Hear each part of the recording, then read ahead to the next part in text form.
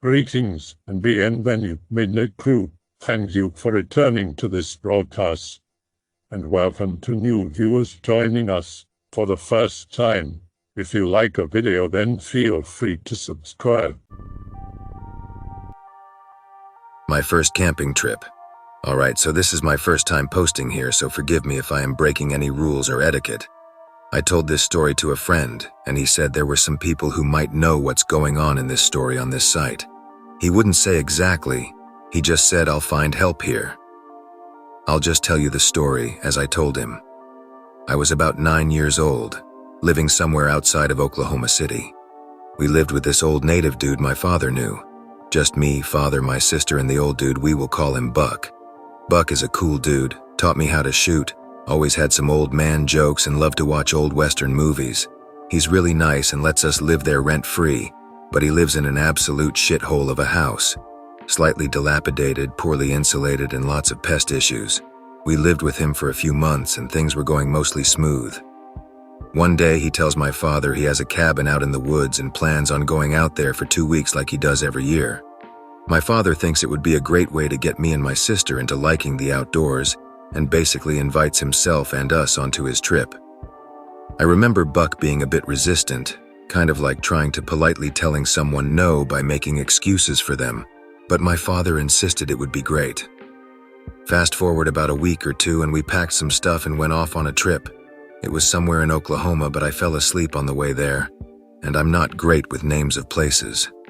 It took a few hours to get there, but I don't know where it was.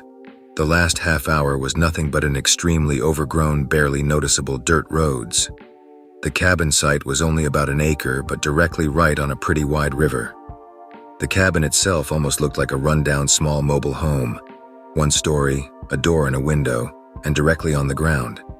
The main area was from left to right, a mostly cleared circle with an outhouse to the far left, some weird 10-foot tall skinny tower thing made from metal siding with a steel drum on top, with wooden stairs leading to the top, a campfire area under the tower thing, a path down to the river, and the run-down cabin. We parked at the entrance of the site and got out of the van. I kind of wandered around a bit while Buck and my father checked out the cabin. I joined up with the adults to see the cabin.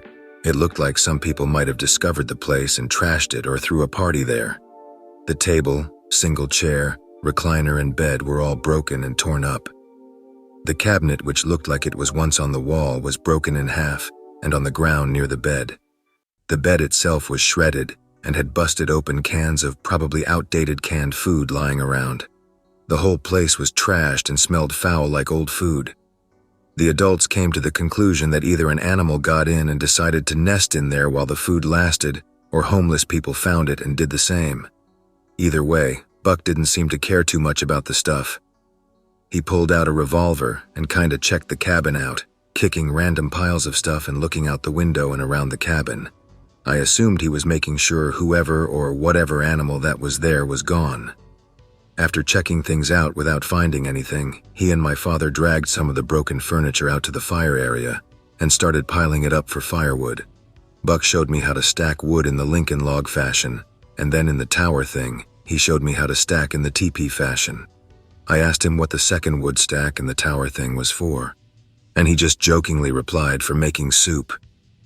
While the adults and my sister started unpacking things, I made my way down to the river. The bank of the river was down a slight hill, and to the right of the bank was a huge boulder or maybe slab of rock. I'm not sure what it would be classified as. It was a flat, mostly rectangular but slightly rounded rock that was only partially exposed from the dirt. Sort of like an oval with a bit more sharpness at where you would expect corners to be. I heard Buck warn me not to go in the water because the river had a strong current. I walked over to the slab area and started smelling a rotting fish smell. I explored the tall grass and found some fish skeletons.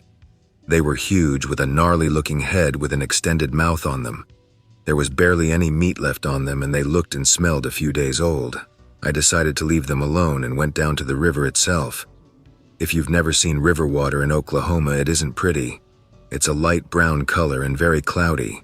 The river definitely had a strong, noticeable current that I didn't feel like testing my luck with, and it was very wide. It might be my kid memory, but I remember it looking like it was as wide as a quarter-mile track circle they have in schools. There was nothing around the river except pretty dense flora. I made my way back up to the rest of the group and helped out. That night was pretty uneventful. We lit a fire in the fire pit area, warmed up some canned ravioli, ate, made some small talk, and went to bed. Since the cabin was still a mess, Buck just threw down a bedroll for himself near the fire. My father made a makeshift bed in the van, and my sister and I shared an air mattress on the ground outside. Falling asleep was as hard as you'd think when you've never camped before, and you're in a new place with absolutely no familiarity. Eventually, I did wake up, so I must have fallen asleep. Day 2 was also pretty uneventful. Night 2, however, was a bit more interesting. I lied down to go to sleep. Eventually, I fell asleep and woke up what I assumed was a few hours later. It was much darker and a bit colder. The fire had burned down a good bit but was still going. I could hear my sister doing her normal soft snoring behind me. I was facing between the cabin and the path down to the river.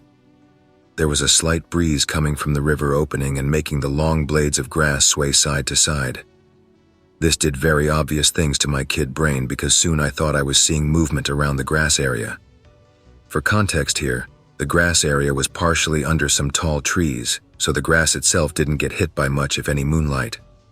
But the area behind the trees was open because that was the air above the river, so light was coming through there and making the grass look like just shadows of grass blades. I'm assuming this is what did it for my kid brain and made me see things. I lied there staring for a long time, seeing shadows dance around and trying to make sense of what I was seeing. After a while, I did realize why the grass looked that way, but my overactive imagination still told me something was there. After even longer, I started to drift off to sleep again, but after a few minutes, I pulled back to consciousness by a burning smell. It wasn't the fire, as I was familiarized with that. This was a completely different burning smell. It was sharper and slightly offensive. I stayed still but looked around with my eyes. Eventually, I saw a red orb floating by the cabin, back around one side and then back around the other. The cabin was a bit away, so the minimal light from the fire didn't even hit it, so I couldn't get a great look. The floating red orb eventually made its way to where the door was and faded inside. I gently got up to go look, because I was a dumb 9-year-old with almost zero fear. I also prided myself with being stealthy. I knew to do deep, slow breaths, slowly roll my footsteps so they didn't make impact sounds, and to stay out of any light. I carefully made my way to the cabin. The cabin was at ground level, so I didn't need to worry about a creaky wood deck or stairs. The window was pretty low as well, maybe 3 feet high at the bottom, so getting up to see through it wasn't going to be an issue. As I got to the window, I stayed low and out of sight because I heard talking. It was a low mumbling. I wasn't able to make out the words, but it was rhythmic. I slowly stood up and looked into the window. Inside was the floating orb. I wasn't able to see anything besides it inside because of how dark it was. The orb paced around the inside, slowly making circles and the chanting following it. The orb started making its way back to the door, so I moved around the corner of the cabin. The door was already open, so I just had to watch and see when it passed through the doorway. It did with a light footstep, a pause, and then a few more steps as it made its way fully out. There was a dark figure standing a few feet in front of the cabin. The figure had a slightly outstretched arm and the orb was floating with it. A second hand came around and palmed the orb, and it vanished. A few moments of more gibberish chanting and a moment of silence. A huge noise came from the woods on the opposite side of the fire. It sounded like someone with great strength kicked a soccer ball through the dense underbrush. It moved quickly and almost clumsily, crashing through the vegetation.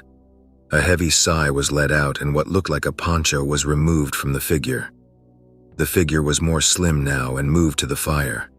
The figure shuffled around the stuff we brought with us for a second, and then went to the almost dead fire.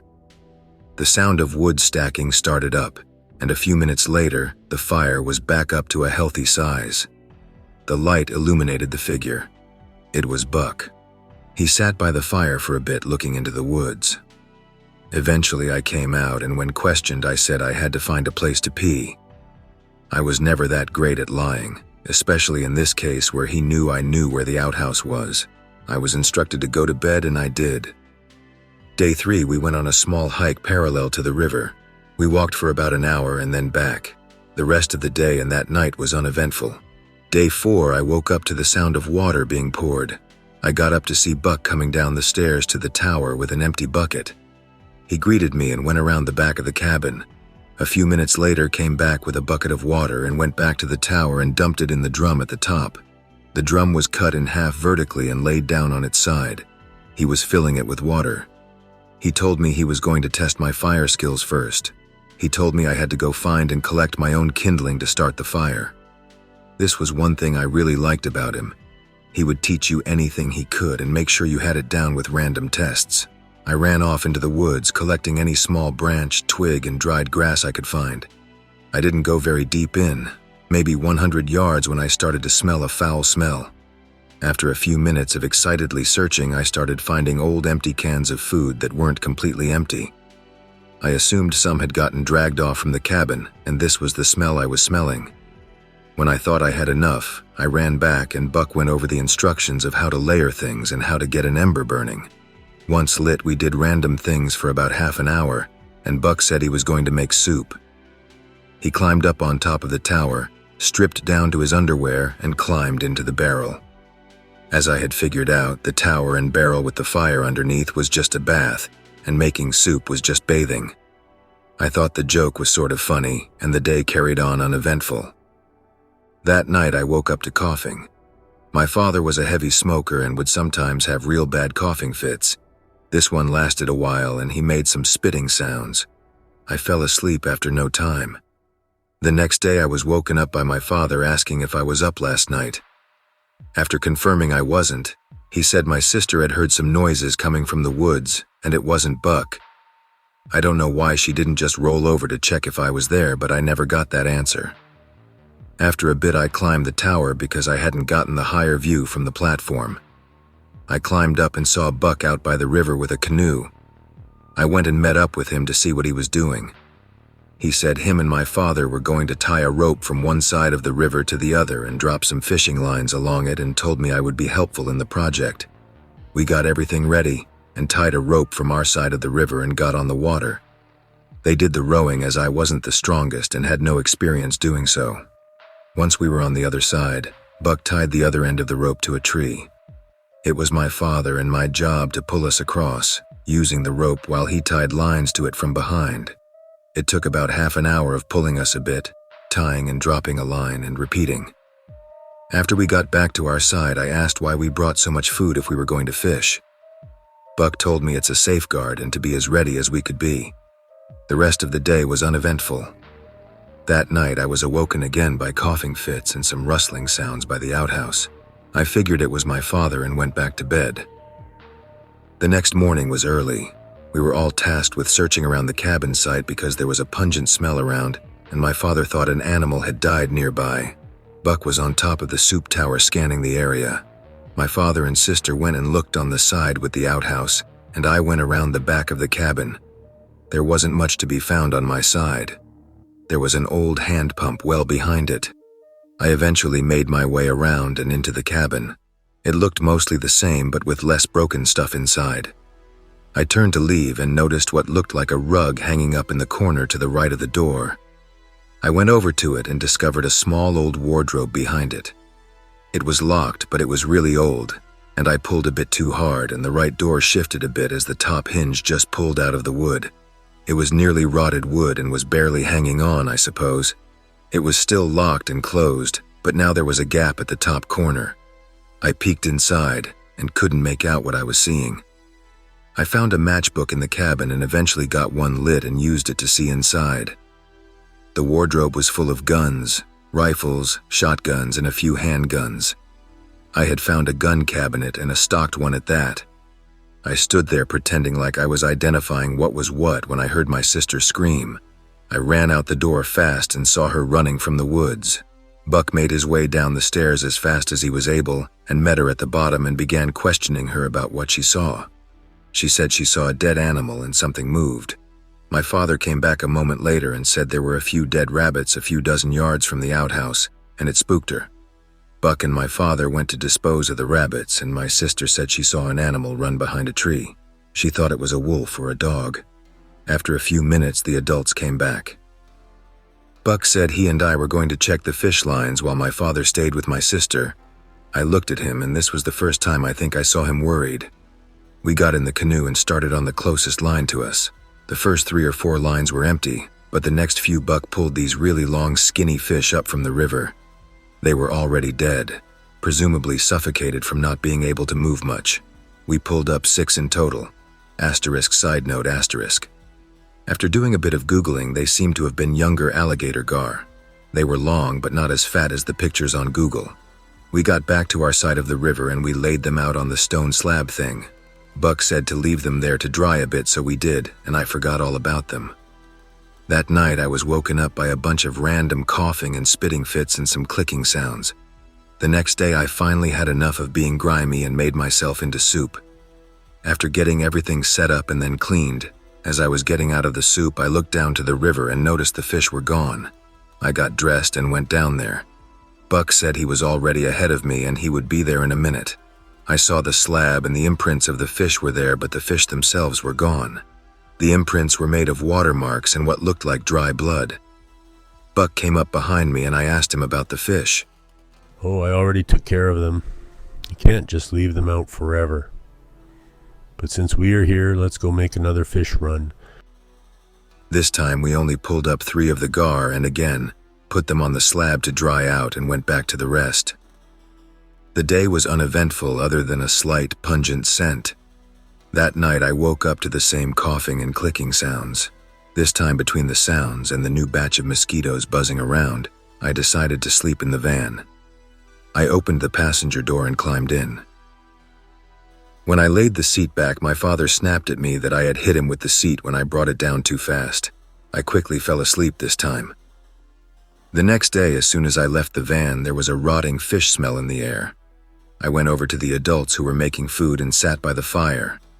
My father asked why I had hit him with the seat the night before, and I told him I couldn't sleep because of his coughing and the mosquitoes, so I went into the van. He said he wasn't coughing, and even if he was, I wouldn't be able to hear it from outside of the van, and the nights should be cold enough that there aren't mosquitoes out. I hadn't put that together with my tired kid brain.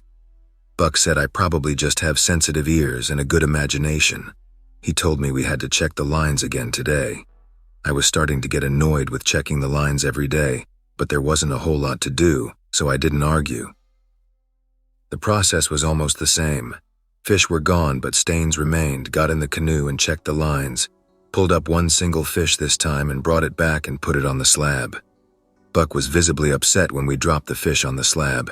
He stared at it a bit and muttered, "I hope this will do. It will have to do," and sent me off to go help my sister find more wood for the fire. Him and my father joined up together and talked a lot to themselves and then made their way into the cabin when Buck caught me looking at them. My sister and I weren't very far into the brush, so I was still able to see most of the cabin site. Once my sister loudly told me to stop throwing stuff at her, but I told her I wasn't in the mood to play. I think by this point we were all done with the whole trip and annoyed. We came back to unload the wood we found when I spotted Buck handing my father a pistol. They were a good bit away and spoke in a hushed tone, so I wasn't able to hear what he told my father. But he spotted us standing there and told us we would need a lot of wood for the night. We made a few trips until we had a stack about as tall as myself of good-sized branches. Night fell on us faster than the previous nights. Buck stayed up later than he normally did by the fire with a blanket over himself. My father told my sister and I to sleep in the van this night, and he and Buck would be out by the fire. That night I tried my best to stay up as late as I could. I knew something was going on and I wanted to know what. My sister fell asleep pretty quickly. I watched Buck and my father a bit, but I wasn't able to hear anything they were talking about. I got bored and as a result fell asleep at some point. I remember waking up once and poking my head up. Buck was still sitting by the fire, but sort of hunched forward like he had fallen asleep while sitting. I saw my father further behind him with his back to Buck. I figured he just got up to take a piss and laid back down and fell back asleep. I had gotten up and poked my head up again. I think I hadn't actually fallen asleep because my father was still out by the tree line, and Buck looked like he rolled over onto his side. I laid back down and closed my eyes for a bit. I'm not sure if I fully fell asleep or not, but I started hearing gentle tapping. I kept my eyes closed because I thought my father had come to check up on us and was tapping on the van to see if we would look. The tapping was 4 taps rhythmically, sort of like tapping your fingers in order. Tap, tap, tap, tap. It started near the driver door. It would pause for a second or two, and then tap, tap, tap, tap. Every time a pause would happen, the tapping would be at a different place of the van. The driver door, then the side panel, then the passenger door, then the back door, the side door, the driver door, the roof, the passenger door. This went on for a few minutes. I pretended to be asleep the whole time. Eventually it stopped. I gave it a few minutes before I opened my eyes. I poked my head up. The last place the tapping had happened was the passenger side, which was the side the cabin was on. I shut down as soon as my father started having a coughing fit. This one was really bad, hacking and coughing hard. The sound seemed like it was moving towards the woods on the driver's side. I figured he was going to cough himself sick. I poked my head up after another minute of no sounds to see Buck walking to the riverbank. I remembered he said the last few days that he was taking care of the fish, so I assumed this is what he was doing. But this time I wanted to be there to learn how. I slowly and gently opened the back door so I wouldn't wake my sister up. I rolled out of the back and into my feet. I engaged ninja mode and made my way over to the riverbank. I snuck over to the tall grass and saw Buck kneeling down on the slab. I was barely able to see because oh how dark it was, but I knew he had just started. I could smell the strong fish scent and could hear the clicking, snapping sounds of cutting through the fish. I whispered over to him that I was still awake and wanted to learn how to clean a fish. The sounds stopped. All sounds stopped. We would need a lot more. I stood and came around the grass kind of annoyed. I felt like he didn't want to teach me, or he was implying I wasn't able to understand it. It was still pretty dark, so I couldn't fully see him, just an outline hunched over on the slab. I had never gutted a fish at this point, and the smell was so strong. I know now that isn't how fish are supposed to smell, but it was kind of fishy. It was like if you took a fish fillet and left it outside for 2 or 3 days and it got a fishy, rotted smell to it. Then you tried searing it on a red-hot nickel ball. It was offensive to the nose. Need a lot. He wheezed out. He started having a coughing fit. A very deep-chested coughing fit. It sounded super close to the smoker from Left 4 Dead. He started rising to his feet, and that's when I saw that thing. I was just a short, fat 9-year-old kid, so a lot of stuff looked big, but it was big. The way down the hill to the riverbank I was probably standing 3 or 4 feet higher than the slab in elevation, and the thing was still a bit taller than I was. It was big.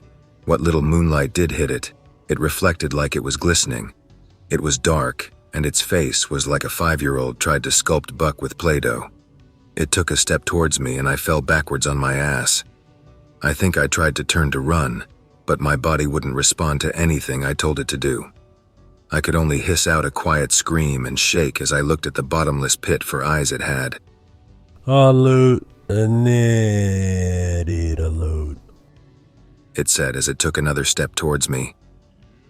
Then from behind it, a flash of light, a burst of thunder. My ears rang and I was blinded. The ringing started fading before my sight came back. I remember the scream being worse than the gunshot. It was like a pouncing hunter from Left 4 Dead and one of the head crab zombies from Half-Life and a screeching rodent all layered on top of each other. My feet responded to me and started kicking me backwards. A second flash, then a third, fourth, fifth. I couldn't see or hear anything. I just kept kicking. There was a pause and flashes for a moment. Then they started from behind me. My eyes started adjusting a bit, and I was able to see split-second images. My father had come up behind me and was shooting. Then Buck, the real Buck, lit up. His shots were way faster this time around. The thing jolted and convulsed in the flashes. It turned and ran into the river, but the gunshots continued. It was like watching a monster getting punched backwards by an invisible force, and then turning and running away, but only illuminated by a strobe light. My father grabbed me and dragged me back to the van. He threw me in and I saw him and Buck unfolding the blanket Buck was wrapped in and pulled it completely over the van. They both piled in and closed and locked the door. Buck put a fresh magazine in an AR-style gun and my father did the same. I wasn't able to hear for a good minute or two. Finally, after playing everything out in my head, I just started crying as quietly as I could. No one talked other than the adults softly whispering to each other. Of course, my sister had woken up in the whole ordeal and tried asking a lot of questions, but she was repeatedly shushed. She finally stopped trying to talk after my father grabbed her around her mouth, got close to her face, and told her not to talk again while we were here. It seemed like hours passed in complete silence. My sister did eventually fall back asleep. My father, Buck, and I didn't get any. I lied down and tried to, but every time I closed my eyes, I saw that thing again. After more time, I heard it. A tap, then tapping. It started at the back doors. I gently turned my head up to look up front. Back and my father were slowly turning to face the back doors. It was silent for a moment. Then it started up again, right at the passenger door behind my dad. There was the sound of a match being lit. Buck was holding a lit match to what looked like a cigar. Once it was red and smoking, he began fanning the smoke around and muttering something to himself, tapping on the roof, tapping behind Buck. After that, there was silence. Eventually, the sun got bright enough to shine through the blanket that was covering the van. My father leaned his seat back and rolled down his window. He grabbed a handful of the blanket and looked to Buck. They counted to 3 and he pulled it down while Buck shouldered his rifle. There was nothing around us. They told me to stay in the van and they both got out. After a few minutes, they grabbed the blanket, loaded the van with the guns from the cabinet and a box that Buck had brought with us, and we left the rest. It took a long time to get back home. Longer than it seemed to get there. I had night terrors for the first few nights back.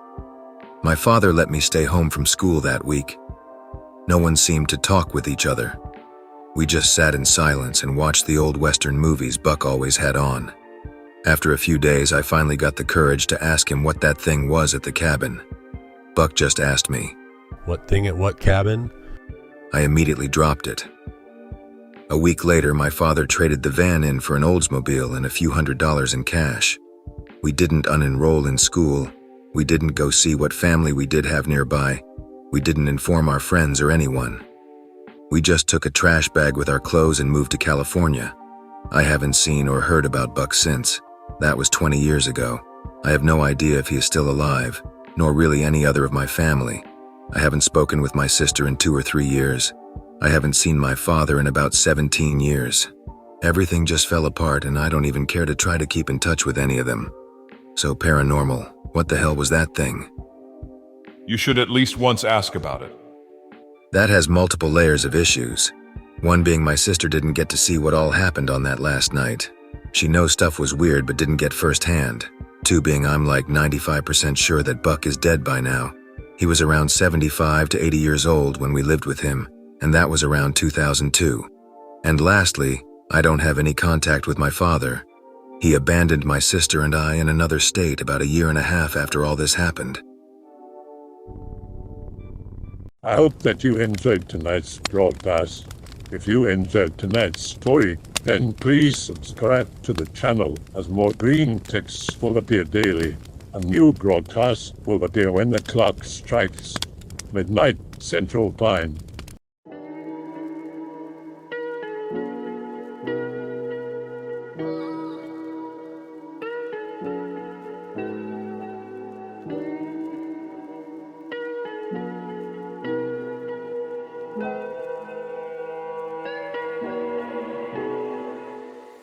Remember to check the Odyssey and Rumble pages for separate archives of previous broadcasts.